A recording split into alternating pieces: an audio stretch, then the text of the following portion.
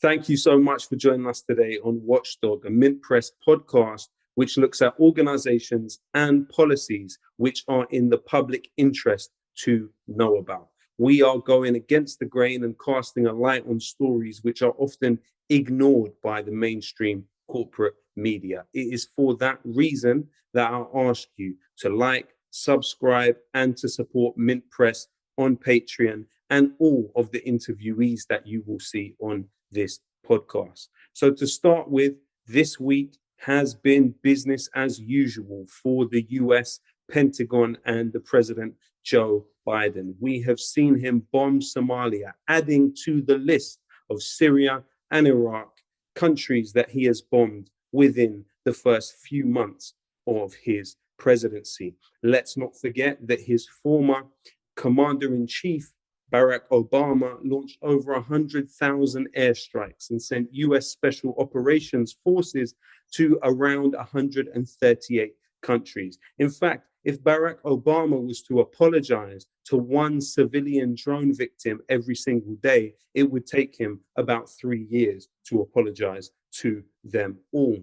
We also know that Daniel Hale, the NSA whistleblower, is due to be sentenced this week. He has sent an 11-page handwritten letter to the judge. We know that he pled guilty after being charged under the Espionage Act for the quote-unquote crime of exposing information about the US drone program.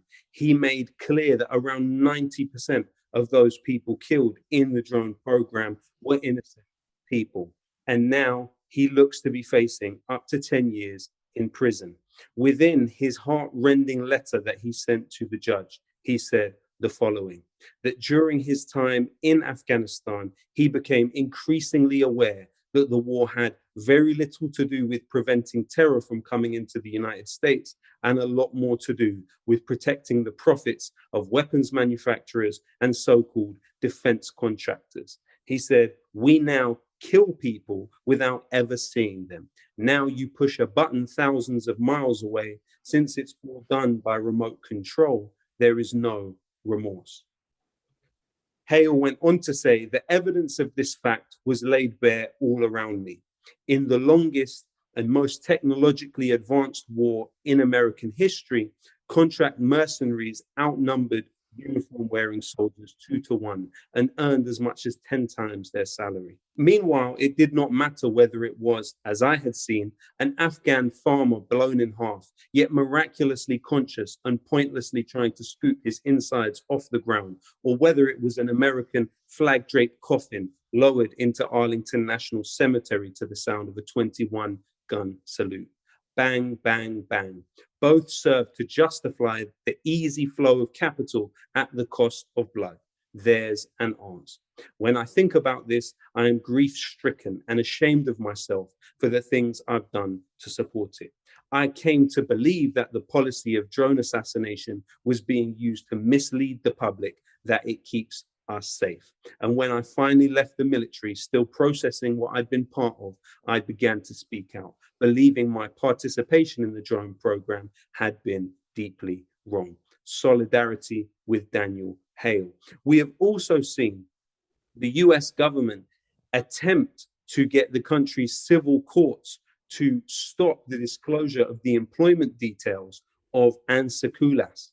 Of course, Harry Dunn was riding along the road in August 2019 in Northamptonshire on his bike. This 19-year-old was struck by a car coming out of a US military base and driving on the wrong side of the road. This car belonged to Ansa Koulas, who at the time was a CIA intelligence officer working in the military base there. We know that following that, she was assisted in leaving the country by Britain's Foreign Office. And actually, at that time, they claimed that she was the wife of a diplomat and enjoyed diplomatic immunity. Today, as I said, we are seeing the US government attempt to cover up the employment details of Ansa Koulas for the interests of quote unquote national security. As we know by some estimations, Britain is home to over 100 US military installations across the country. may they decrease by the day. We have also heard that the writer Simon Akam and his book, The Changing of the Guard, was effectively censored by Penguin at the behest of the Oxford Changing Character of War Programme's director, Robert Johnson. This book by Simon Akam was a critical analysis of the British Army's development, and particularly since 9/11, with its wars in Iraq and Afghanistan. At the point when Penguin had received this manuscript from Simon Akam, they were contacted by Robert Johnson, the director of Oxford's Changing Character of War programme. He told them that they would be very likely to face legal action if they went ahead with publishing this book. They then gave Simon Akam an ultimatum. They told him that he could either acquiesce and allow his book to be vetted by the Ministry of Defence and accept all corrections which were put to him, or he would have to go elsewhere to find a publisher. It's important to note that Robert Johnson, the director of this program at Oxford University, who contacted the publisher, of course, worked for the Ministry of Defence for 12 years. And according to his current bio on the Oxford University website, currently assists the UK Armed Forces and NATO. What we are seeing as an example of state censorship. Solidarity with Simon Akam, and we hope to be interviewing him soon on this podcast. Now, to get to the story of today, I am joined by the activist and the person who is performing a vital public service around the Spy Cops inquiry, Tom Fowler. How are you doing, Tom? Not bad, man. Glad to be here. Thanks for inviting me on. Thanks so much for joining us. So if we can set the scene, March 1968. Of course, 1968 was the year in which US troop numbers in Vietnam reached their maximum level. You are looking at over 500,000 US soldiers in Vietnam that year. In fact, US spending in Vietnam also reached its peak, reaching about $77 billion for that year alone. In today's money, that is believed to be the equivalent of 576 billion US dollars. Now, on March 16th, you saw US troops carry out the My Lai massacre, killing more than 500 Vietnamese civilians. The next day, you saw a massive demonstration in London, led by the Vietnam Solidarity Campaign. What happened next, Tom? Well, I mean, like, the police lost control of that demonstration. A lot of the reports at the time said it was violence that had never been seen in London before. I mean, I think that's a bit of an exaggeration, but certainly the police were unable to control the crowd, which was attempting to occupy the US Embassy. Since that, I mean, it was one of the main characters there was Tariq Ali. I mean, he kind of was like the face of the campaign at that time, and he said that, you know, the idea was to get into the embassy and ring Hanoi and said they were in solidarity with the Vietnamese people. They were occupying the US Embassy. They didn't get that close. They got very close, though. There's a lot of footage of it on YouTube. You can see of the crowd basically just it's the old US Embassy. It's moved now, but it had a big like semicircular park in front of it, which is just full of cops trying desperately to hold back the crowd who will keep making incursions in. Because of that, there was an extraordinary meeting the next day of like all the top brass, the Home Secretary, all these sort of people, and a cop called Conrad Dixon said, "Give me." I think it was like £100,000 a year, 10 good men, and this will never happen again. They formed a unit they called the Special Operations Squad originally. It soon became the Special Demonstration Squad. And it set out initially just their main concern was there's going to be another Vietnam Solidarity Campaign protest in the October. And the plan essentially was to infiltrate that campaign and make sure that the October event was not a repeat of the March event or something worse. They were successful at that, I would think it's fair to say. There was 10 officers deployed into local anti-Vietnam war solidarity groups, mostly the VSC, but there was a multitude of other groups at this time. Though, like on the March demonstration, most of those groups had managed to work together. There were Maoists, anarchists, all sorts of different groups, and they were managing to operate, under the same plan for that demonstration.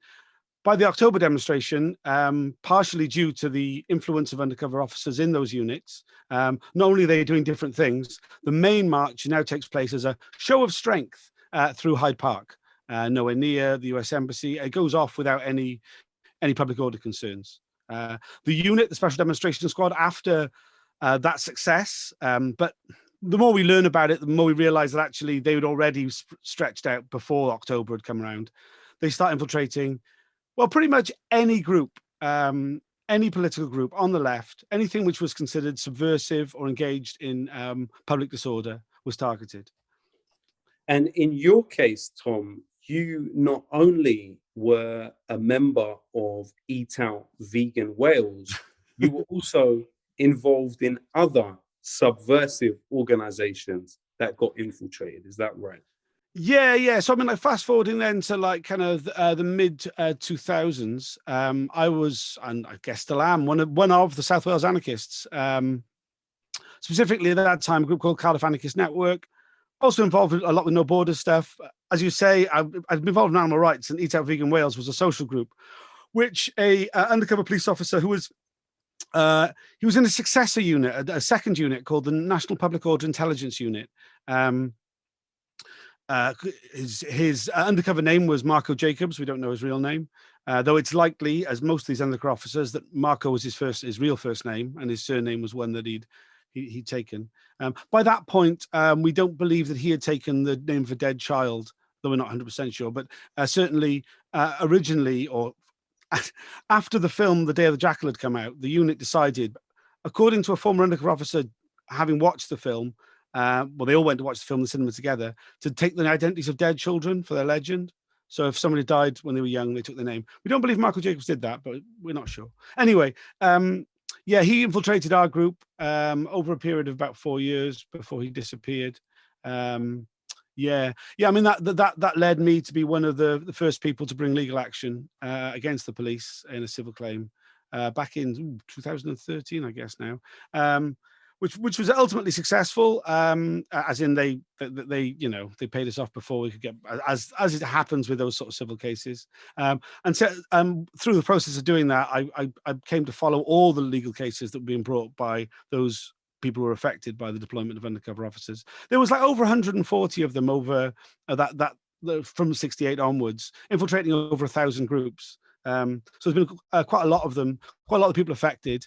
Part of their the tactic of being deployed into groups as their legend for their cover, they would get into a relationship, often a fairly serious relationship, with a female activist, or in some cases just a woman who was associated on the fringes of political activity, mates with people who were, went to the same pubs, that sort of thing. And in some cases, those became quite long-term, intimate sexual relationships, which in some cases resulted in the birth of children. So there's been quite a number of those women. We know of over 20 of them. I think 22 is the current number of women who were deceived into sex relationships who were part of the inquiry. There are many more. I mean, like certainly in the case of Mark Kennedy, who was the first one to be unmasked whilst deployed in a public way. Anyway, he probably had that many sex relationships while he was deployed himself. A lot of them.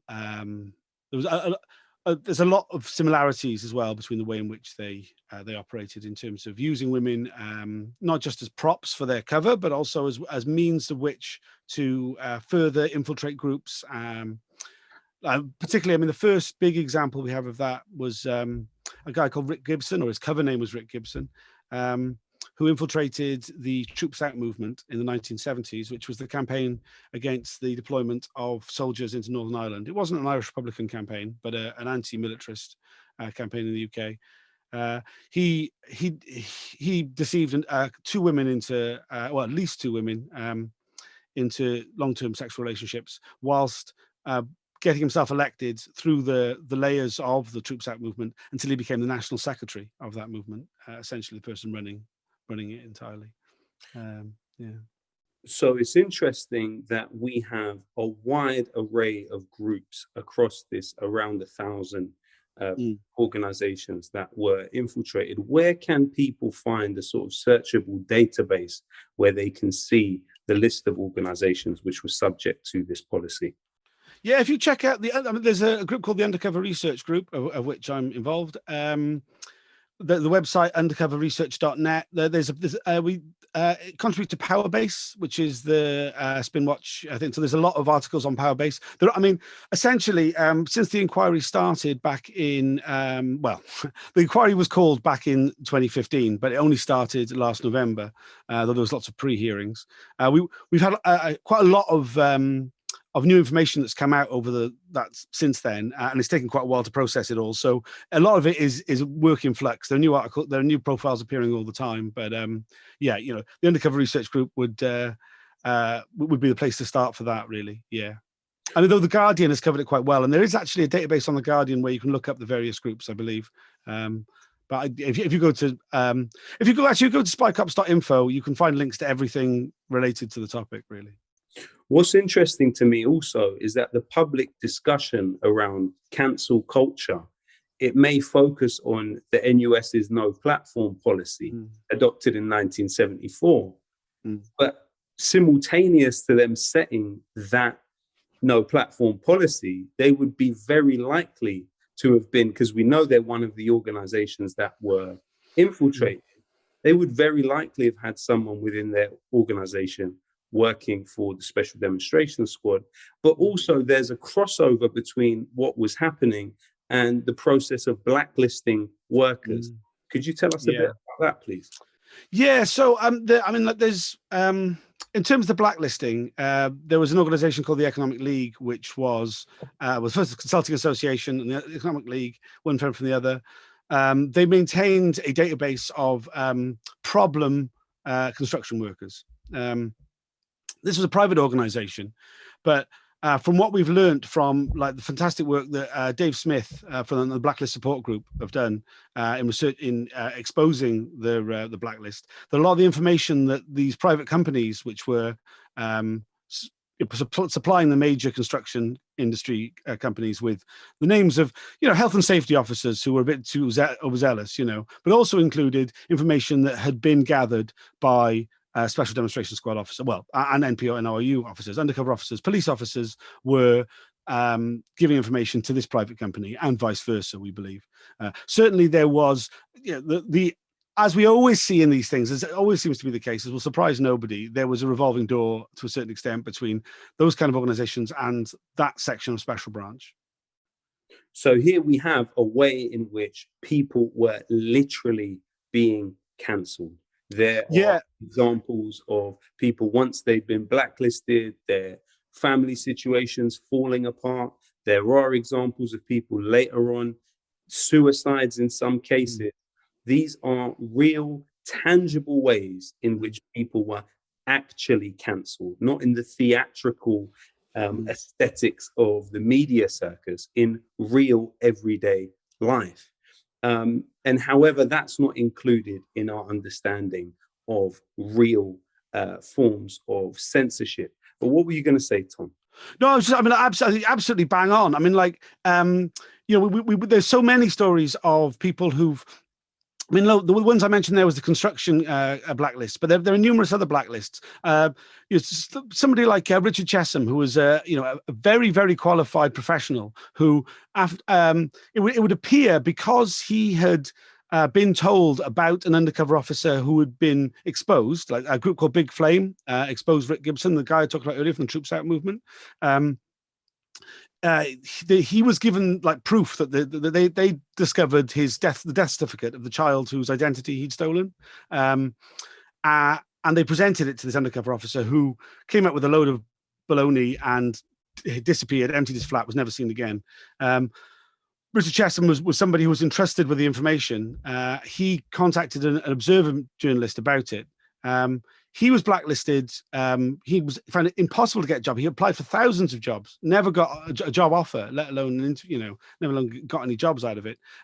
Ended up, working like a very manual job, much below his abilities. But so many examples of this, and like you say, genuinely cancelled. People literally taken out of the game.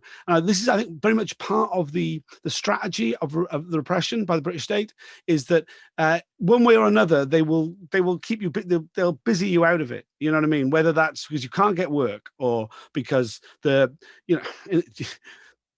of their agents got you pregnant and now you're a full-time mum. Do you know what I mean? Like, like literally just taking people out of activism, taking people out of politics, quite literally cancelling people.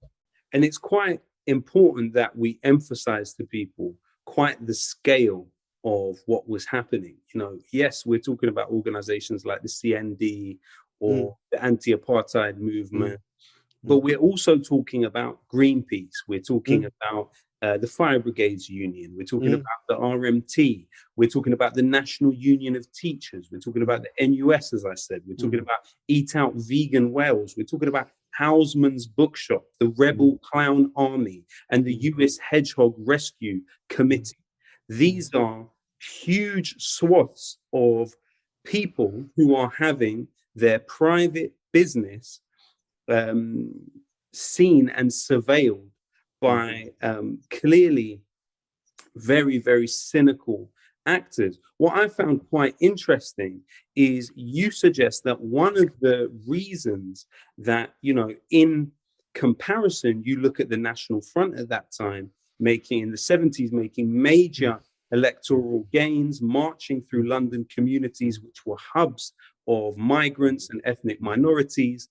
But part of the reason that there wasn't the same focus by the Special Demonstration Squad on the National Front and figures from the right as there was on groups from the left, like Socialist Workers' Party and others, is that actually when you read their reports, the Special Demonstration Squad guys seem to demonstrate quite similar views around race. I mean, in addition to that, when the boss agents of the apartheid government were attempting to bomb the ANC HQ in London about 3 times in the 70s and the 80s, rather than investigating those events, you had Special Branch and Special Demonstration Squad figures infiltrating the groups that those activists worked within, spying on them, and giving that information to the apartheid government. So what we're actually seeing is, rather than there being this center which is placed between the left and the right as almost a neutral arbiter, that's very much the liberal claim that that's what the state does. We actually see the state as a vehicle for racism. Yeah, absolutely. I mean, I would go further. I would say that members of the police in general, particularly the Met Police in general at that time, were openly supportive of the National Front. The way consider, South Africa was an ally, and was treated as an ally, and its security services were treated like an ally, just like Britain treats other security services of its allies in the same way. You're passing information over and helping them out however they can, and that included keeping an eye on the anti-apartheid solidarity activists in the UK, South Africans who were up against apartheid who came to the UK. And some of those activists got targeted when they returned to South Africa from information which would have come from the Special Demonstration Squad. Throughout the 70s, there's this huge rise in racist politics, right? Racist street politics. During that time, no special demonstration. There's one Special Demonstration Squad officer infiltrates a National Front group. He does that because at the time he's undercover in the Workers' Revolutionary Party, and either by his suggestion or supposedly because he was asked to, he infiltrates the National Front on their behalf. So he becomes a double agent. When he does so, he tells his bosses in the SDS, they seem to be up to no good. This local National Front group. We probably should send an officer in there properly, not just me doing this. They're like, "Oh, don't you worry about that, son. That's it's not our concern." And something that we heard repeatedly, because as part of the inquiry, we've heard the evidence from numerous undercover officers from the time, though a great many have managed to wiggle themselves out of giving evidence, those who are still alive. But it's put to them, why was there no targeting of the National Front? And they said, well, no, the National Front weren't a problem. And literally, I mean, they say that without irony. Do you know what I mean? They weren't causing, as far as that wasn't our area. We were concerned with subversive groups. Now, the National Front were loyal to Britain, and it's what we see in that, like, you see it in the fucking bourgeois press and the chattering classes, like this idea that, like, whilst left-wing ideas are dangerous, subversive, and in the pay of foreign governments, that like racism is legitimate white working class concerns, that's a bullshit. Like, the right is like given a pass. I mean, it is my opinion, having like followed a lot of this stuff, that the shape of British politics was fundamentally altered by the undermining and systemic infiltration of left-wing groups by the Special Demonstration Corps and other groups. And I mean, this is only one very small part of like state repression of radical politics. But at the same time, so much oxygen, so much space was given to far right groups to operate, to organize in a way in which, if the left had attempted to do some of the tactics that I mean, like in the 80s, we see a couple of times where, like, class war goes to Henley Regatta. It'd been a little bit of a thing for, like, lefties to turn up to rich areas and give them some shit. But this was like, you compare that to the way, the level of which the National Front targeted areas with, West Indian populations, South Asian populations, whatever, and directly attacking those people. It's just a different level. I mean, if the left did that to rich areas, I mean, like, they got shut down so fucking quickly, man. It's not even a joke. Like, I mean, that's why I think that, the far right in Britain has had this, this give, like, armchair rides in British politics for so long, and has stoked up what we've got today, with like the prevalence of, like, whilst a lot of it isn't like overtly fascist, is bloody near enough. Do you know what I mean? Well, yeah, what you're talking about is the state collaborating with the apartheid regime to target its dissenters here in this country and passing information to them. You're talking about some of the stuff that was written in the reports, clearly racist kind of ideas about people. As you have sort of made the point, they infiltrated the Women's Liberation Front at a time where it was, women weren't able to open their own bank accounts. Right. And they seem to have been, their agents within the organization seem to have been quite important in the kind of falling apart of that organization. So they were a force for definitely very right-wing things. But you've spoken about this as being about fighting social attitudes. Can you expand on that, please?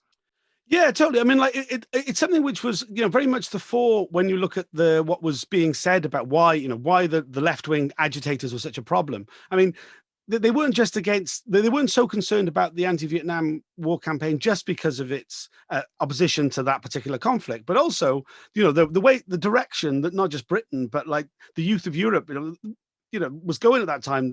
Like the late 60s, you had this huge development of radical ideas in lots of senses, and like the women's equality, the women's liberation movement, like, there's them as an example. I mean, they were calling for things which now we would consider like really just mainstream, like criminalize rape, allow women to have a bank account. So, don't put any barriers in the way of illegitimate children, all these kind of really basic things, which now you look at it and you go, these were radicals. What the fuck? You know what I mean? And there were so many of these things. I mean, apartheid was not popular in Britain. The deployment of troops to Northern Ireland was not popular in Britain.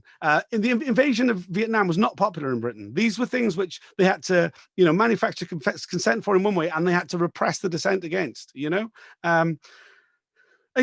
see it, so like we look at like kind of the strength of feeling on those things, and they couldn't stop it entirely, man. It was like you're trying to plug up a broken dam. It was coming through anyway. Do you know what I mean? The days of the apartheid were numbered. Like, Western imperialism was going to fall in Vietnam. They will never, the British state will never fully control the 6 counties. Like, all these things, they can't completely hold them back. but like they fought fucking hard and as dirty as they possibly can for so long to do that. And I think, you know, I mean, one of the, you know, the great things I always like kind of feel like the great defeat of the miners' strike, which I think like casts a huge shadow over, you know, any kind of progressive politics like since then, you know, that like the defeat of the pushing back, the holding suppression of these movements really did shape like kind of the ascent of Thatcherism and the way in which the right of the Tory party completely has the whip hand. You know, it's entirely in British politics now. Yeah, I mean, it would also be interesting perhaps to look at the trajectory in moving from Special Demonstration Squad to the kind of war on terror era through a kind of profile of Bob Lambert. This was somebody who was in the SDS between 1983 and 1988. We know that he infiltrated Greenpeace during that time. He was using the identity of a boy who had died at the age of 7. He actually fathered a child with an activist, even though he already had a wife and kids. And that child has gone on to sue the Metropolitan Police for all of the havoc this caused. He's also been accused of planting a bomb at Debenhams while undercover. Could you tell us a bit about Bob Lambert, MBE? Yeah, sure. I mean, like Bob Lambert, in a lot of ways, kind of felt like you look at the SDS before and after the Lambert years, if you know what I mean. He was a field officer. He infiltrated a number of groups, including some the Animal Liberation Front and the more sort of direct action end of animal rights. With that, the Animal Rights Militia, I think, was the group who he was a part of that. Planted a bomb, or attempted to plant a bomb in Debenhams. He was like other people got back, you know, got done for that. I mean, he has never faced any consequences of it. After he'd been a field officer, he became a backroom officer in the unit, which is a very common sort of trajectory. A lot of the senior officers, the later senior officers, had been field officers earlier on.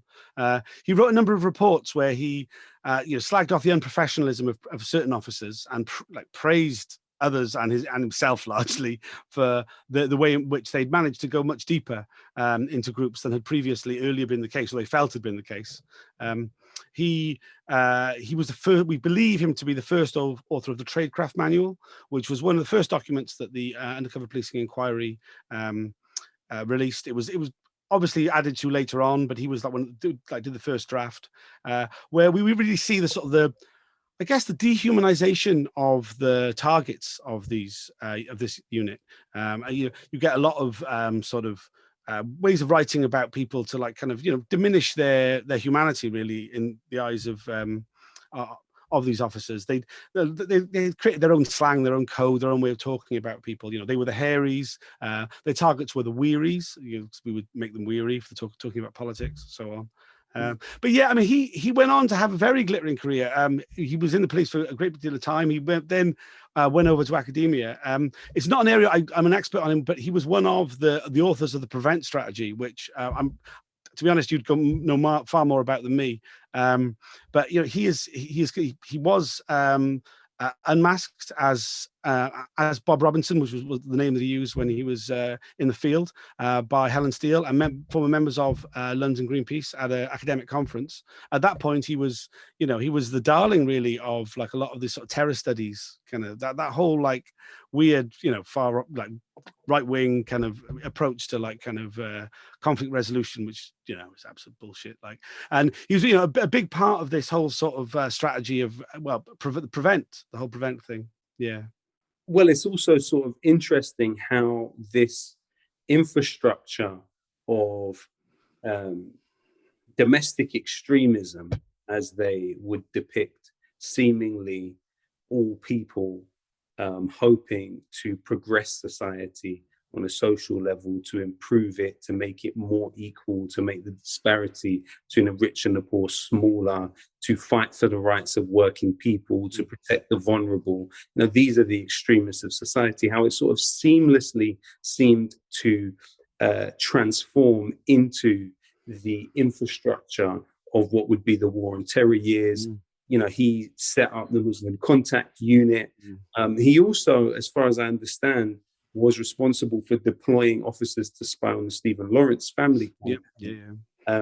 Could you tell us a bit more about some of the spying campaigns, some of the spying on these sort of family-run campaigns? Also, Blair Peach is another one. Tell us a bit about. I mean, I think Blair Peach is a perfect example. It wasn't the first family justice campaign for someone who died because of police action. Blair Peach was beaten to death at a protest against the National Front at Southall, 1979. He was attacked by 6 members of the Special Patrol Group, led by an officer called Alan Murray, who is alive and well and has never faced any consequences. Those Special Patrol Group officers had homemade weapons, and at least one of them kept Nazi memorabilia in his home and in his locker at work. He was killed by a Kosh, not a truncheon. So that's why it's believed that it was Alan Murray who was the one who had the weapon that would fitted. But his funeral was attended by 18 undercover officers, though no undercover officer had been on the day, according to the records. This is despite the fact that every single other of these major protests against the National Front, of which there had been several over the previous few years, Lewisham 77 is probably the most famous one, but there were lots of these, and they were always like 3-line whip essentially for undercover officers to be in the field for those, because they brought out the whole of the left. They brought out the anarchists, they brought out the Maoists, they brought out the Social Workers Party. They also brought out the community, the actual people who the National Front were targeting. So the Special Demonstration Squad had really focused on anti-National Front activity as being like their main concern. They weren't infiltrating the National Front. They were doing their very best to stop groups who were opposing the National Front. Often these were, monitoring groups who were like, people who, mixed race couples getting their windows smashed. They would go and sit on the wall outside the house, and these are the groups who are getting. I mean, like when I say when I'm describing infiltration, like often that's it's an officer going into your life, becoming your friend.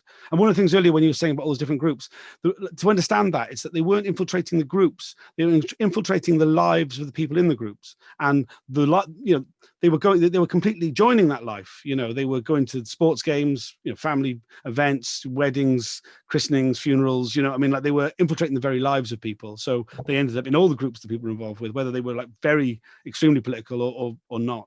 So they literally, the Friends of Blair Peach campaign, from the very get-go, from the meetings where it's discussed setting up the campaign, there are undercover police officer reports. They're putting officers as close to the people affected, Celia Stubbs, Blair Peach's partner, and the people who knew him. He was from New Zealand, so his majority of his family wasn't in this country, so it was friends and his partner more so, and her children. That they kept as close to tab as possible, and every single protest that was that happened about that, and there were a lot of protests. People were very upset about the death of Blair Peach, rightly so. It was a disgusting murder that took place in broad daylight. They were all monitored very, very closely. They were, as it went on, every single family justice campaign, not from the get-go, from the officers, the family liaison officers, passing any information they have about the family straight to the Special Demonstration Squad, or later the National Public Order Intelligence Unit, monitoring every aspect of it. The chief concern of the police, and we see this in pretty much every single, every one you've never heard of, every death at the hands of the police, or racist murder that's where the justice isn't happening. The police are infiltrating it. The police are sending their officers into these family groups, and monitoring them for 40, 50 years. We've got reports of Celia Stubbs has been monitored by undercover police for 40 years. Every aspect, every like kind of the details of her movements on the anniversary of her partner's death are recorded like without fail throughout. And yes, certainly that the justice campaign for Stephen Lawrence, the family justice campaign for him being infiltrated, was probably one of the strongest reasons why we've ended up with an inquiry, because I I think like when it comes to genuine anti-racist justice campaigns that have got actually some ability to like kind of affect public opinion in this country, I think the Lawrence campaign is like the number one of that, right? And yeah, I think their influence was the reason why we got the inquiry, to be honest. So another case where we know someone had been victim to what appears to have been a racist murder or a racist killing, at least in Kingston, was the case of Ricky Real. His family were also subjected to spying on their campaign. Could you tell us a bit about that case? Yeah, sure, man. I mean, like, the case of Ricky Real is one of so many like heartbreaking stories of just, you know, just horror, man. Like the death of Ricky Real is still, you know, nobody's been held accountable for it. It seemed pretty, like so many of these things, it seems pretty obvious who it was. But it's, you know, it's yet another clear case of the police just not seeing, not seeing the full value of the life of someone who's not have got white skin, essentially. And yeah, and the family was targeted by undercover police. We don't know a huge amount of detail from it because the inquiry is releasing information in to the core participants, those who are affected, in a chronological manner, and they've been incredibly slow. We're still not out, we're only just out of the 1970s so far, and it's going to be quite a while before we get to the case of Ricky Real's justice campaign. But given her advanced age, Sir Jeffrey Real, her mother, Ricky Real's mother, has had a meeting with the chair of the inquiry, Sir John Mitting, and asked, given her advanced age and health, if it would be possible for her evidence to be released to her sooner than was expected. He assured her that he would do that. He has not done that. She was asked who he was, the undercover officer. He told her he would tell her that. He has not done that. This is one of the things, time and again, where Sir John Mitting does not live up to his word, quite frankly, and his word's not up to much either, really. Yeah, I mean, you get the impression, like with so many things, that if people would just hurry up and die, then they don't have to worry about it anymore, and that's the kind of the approach the inquiry's kind of had with that. Really, we've established that sex seemed to be being used. To what extent can we say that was something that was it either a case of those along the hierarchy turned a blind eye to it, or to what extent can we say it was something that was encouraged? So there's been a lot of questions asked of the former undercover officers at the inquiry about this topic. And a great many have said they don't really remember, that they never really talked about their individual deployments to each other in the safe house, which, considering they couldn't say it to anybody else, not very believable. But one former officer, Graham Coates was his cover name, was a lot more candid. His code of silence on like the death of Blair Peach stayed strong, but when it came to the systemic abuse of women by the unit, he was very candid. He said that it was the major topic of conversation, that it was openly celebrated, that the officers would discuss the particulars of the sexual liaisons with those women, which would be encouraged, and the humor around it would have been, it was put to him, it's been put repeatedly by police lawyers, that we shouldn't judge the language and the attitudes of the time against now, that, you know, what we would consider unacceptable misogyny now, back then would have been just normal, you know, day-to-day banter. But according to Graham Coates, that the level of misogyny and like degradation of women, the language used, would have been shocking at the time to other members of the police force, let alone wider society. Now, when we know how incredibly misogynistic the police force was at the time, which is, you know, there's plenty of contemporaneous evidence of that to do with, you know, the experience of those women PCs at the time, of which the initial Special Demonstration Squad had a couple, but they got rid of them very early on, and it became a boys' club for the majority of its history. Essentially, once they were a bit worried about the women's liberation movement. So once they'd sent a couple of women officers into that, and had got it to, you know, this very small group, of which a group of 3, which included one of their undercover officers, expelled huge swathes of the movement and eventually crashed it in. They decided they didn't need women officers anymore, and it was much better if it was just a boys' club. To me, it was certainly encouraged on a as a perk of the job, essentially, with the early days of the unit.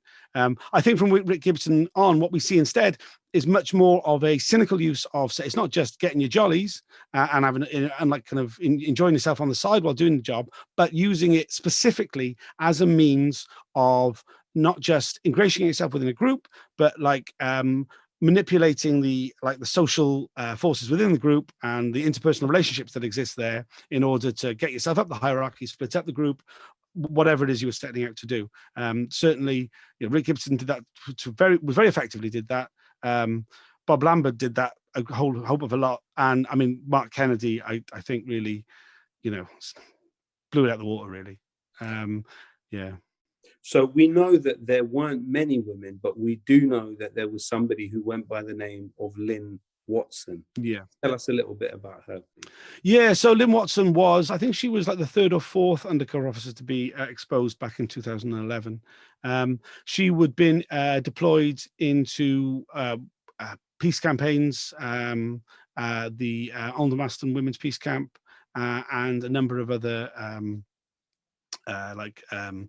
groups that were involved into the opposition, the lead up to the G8 summit that was in Gleneagles in 2005. As part of that, she joined a group called the Clandestine Insurrectionary Rebel Clown Army, circa, which were essentially like a bit of one of those kind of like tongue-in-cheek kind of street theater type protest groups.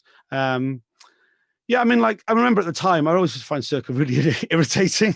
To be honest, like just like, oh God, just like, but they were a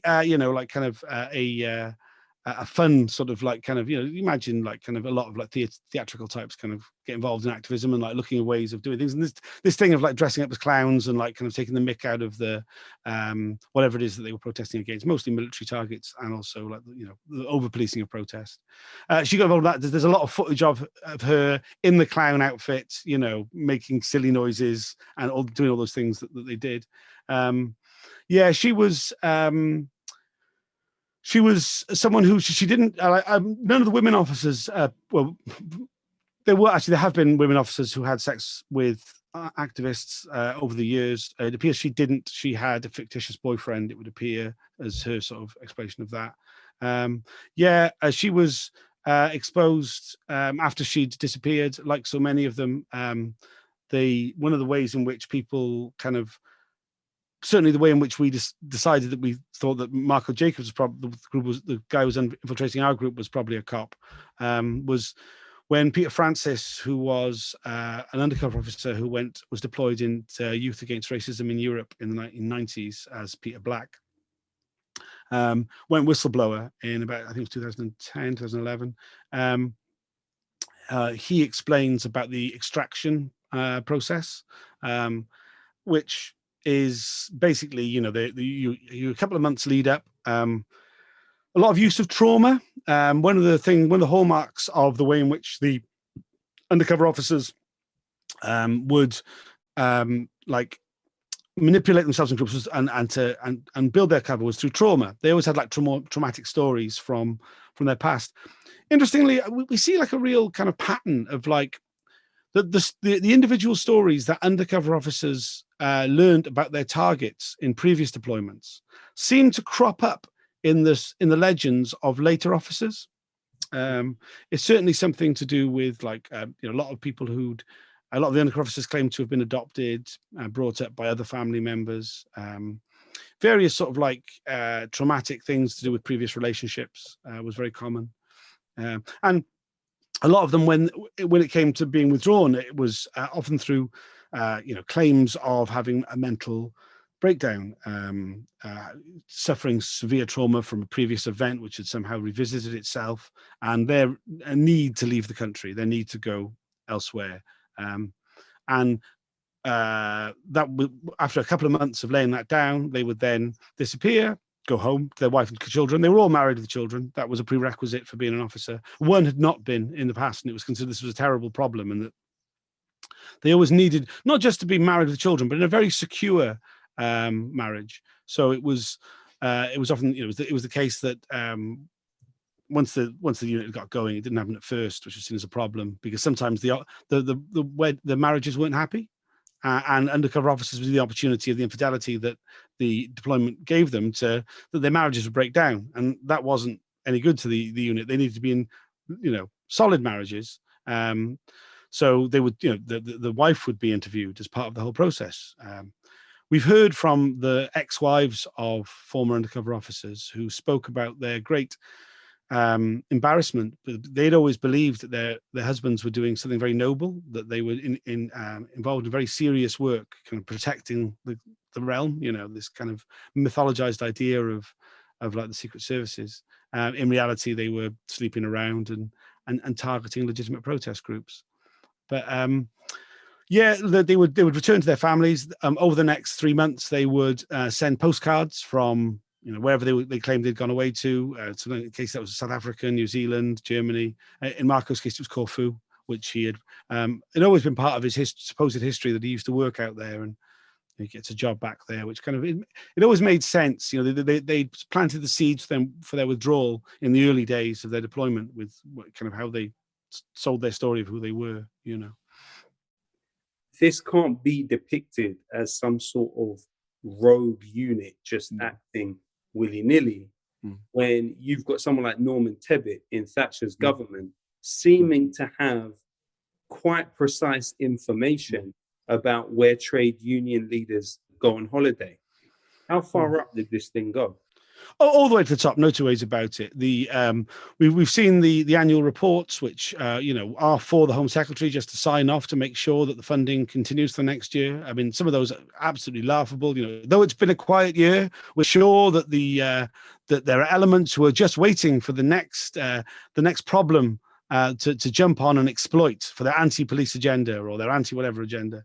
All the Home Secretaries knew. Certainly.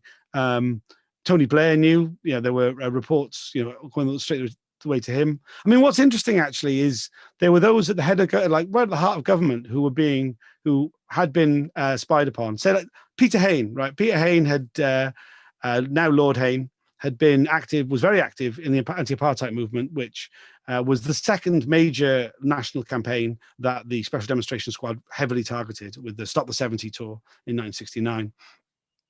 He was spied on for decades, so much so that in 2004, while he was a member of the cabinet, he voted for the Iraq War. He was a loyalist, a Tony Blair loyalist within the cabinet. He was spied on by Mark Kennedy, and in the report referred to as the noted South African terrorist. He was father of the House of Commons at the time. I mean, it's like it. I mean, it just showed that the only political party in Britain that wasn't infiltrated was the Conservative Party. I mean, it just shows that you can go as far as what you can become. You can become a lord. You can be at the heart of government. You're still scum to these people. These units, both the Special Demonstration Squad and the National Public Order Intelligence Unit, were set up under Labour governments. There's no two ways about it. The Labour government knew about the existence of these units whilst they were in power. Certainly, the Home Secretary and the Prime Minister would have done, and took no steps to curtail them at all. But I think it's really important to always understand in Britain that the Tories aren't always in power, but it's their state. So essentially just that. And the trajectory of someone like Andy Coles kind of illustrates that. Could you tell us a bit about him and what he's doing now? Yeah, sure. So Andy Coles he's the brother actually of the Reverend Richard Coles, which is actually how we found out that he was an undercover officer, because Richard Coles put it in his autobiography as a little bit of colour in there, and exposed his brother, which I'm sure is, it makes for a good topic round the table anyway. But anyway, he was Andy Davey was the cover name he used whilst he infiltrated animal rights groups in London in the 90s. He was in his early 30s then, but like a lot of undercover officers, they'd use the opportunity to lower their age significantly, so much so that he was able to deceive a 19-year-old girl to be his partner. He had a relationship with a woman who uses the pseudonym Jessica now. I really recommend following her on social media. She's very good. He was infiltrated Amorites groups for a number of years. He was the second author of the Tradecraft Manual, and he really added his own personal sort of really kind of geeky style of report writing, which is very, very prevalent within this weird humor they seem to have. It's a lot of like kind of inserting song lyrics into things a lot, and this kind of like, he was one of those guys. Just tell us exactly what the Tradecraft Manual was. Okay, so the Tradecraft Manual was a document which it was one of these sort of documents which it was obviously put into a file. There was very limited numbers of it. I think it was passed to new officers for them to read. It would go through the sort of like the tactics used and the types of groups that you'll be infiltrating. They're kind of just like kind of a bit of a character like sketch of them. They break down sort of groups. It's in some cases like in ways in which you can really recognize, others of which you're just like, what the hell are they on about? A lot of it's been redacted, huge swathes have been redacted, so there's lots of bits of it which are missing. But I mean, certainly it's full of these sort of dehumanization sort of comments, talking about people living in squats, eating like moldy food, which is just like nobody does that. It's like not something that you as a human being would do. You don't, but like just them sort of constantly undermining the sort of the humanity of the targets. He was author of that. He went on to have a successful policing career when he came out of the police. He was a member of the Conservative Party. He stood as a local councillor, which he was successful of. He became the Deputy Police and Crime Commissioner. He resigned from that role when it was exposed that he had deceived a woman into a long-term sexual relationship. He's still though a councillor, Tory councillor in Peterborough Council. He's a cabinet member now of the council. He's still, despite his personal history, he's got various roles as a school governor and has spoken out on safeguarding issues for young girls. Which it's just fucking sick, man. But yeah, he is very bullish about it. He denies everything, despite overwhelming evidence, clear, blatant evidence of his behavior. He's well remembered. There's photographs of him. It was hoped he was up for election not long ago, earlier this year, and what is traditionally a very, very safe Conservative seat. Sadly, he kept his seat, but he's reduced the majority down to much lower numbers than it ever should be, really, for that kind of seat. So, Tom, thank you so much for that. If you can tell us where to follow you for important documentation of what is happening at this quite well-concealed, quote-unquote, public inquiry, I would encourage everyone to support what Tom is doing. This is a public service, not only to generations around now, but also to the generations of the past and the generations coming ahead. Where can we keep in contact with what you're doing, Tom? So like when the inquiry is sitting, I live tweet everything that's happening on Twitter. My username is Tom B. Fowler. I do a regular podcast myself with me, a guy called Chris from the Undercover Research Group, and pretty much anybody who's been affected. We've had people from Police Spies Out of Lives, Campaign Opposing Police Surveillance, lawyers, researchers, activists, women who are deceived into long-term sexual relationships on the show. Comes up pretty much every week. That's called Spy Cops Info. You can find that and links to everything related to it, all those groups I just listed, at spycops.info. And subscribe wherever you get podcasts. It's not on YouTube yet. There's no video. It's just audio. I might upload it to YouTube at some point. But yeah, check that out. If you look up for the hashtag SpyCops on pretty much all social media, that'll keep you up to date as well as anything would. Thank you so much, Tom.